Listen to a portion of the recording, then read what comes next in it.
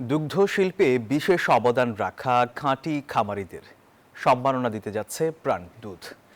মঙ্গলবার রাজধানীর গুলশানে এমসিসিআই সম্মেলন কেন্দ্রে প্রাণ দুধ খাঁটি খামারি সম্মাননা 2026 ক্যাম্পেইনের উদ্বোধন করা হয়। সম্মাননা স্মারক উন্মোচন করেন প্রাণ গ্রুপের ব্যবস্থাপনা পরিচালক ইলিয়াস মৃধা।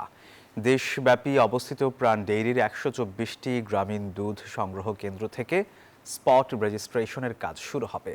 16,000 তালিকাভুক্ত দুগ্ধ খামারি রেজিস্ট্রেশন ফর্মে প্রয়োজনীয় তথ্যাদি প্রদান করবেন।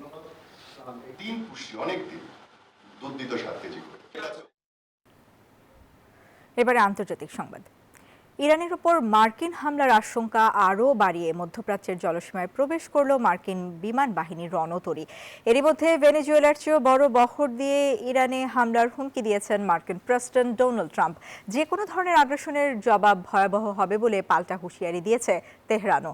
এদিকে ইরানে হামলার জন্য নিজেদের ভূখণ্ড ব্যবহার করতে দেবে না বলে স্পষ্ট জানিয়েছে সংযুক্ত আরব আমিরাত।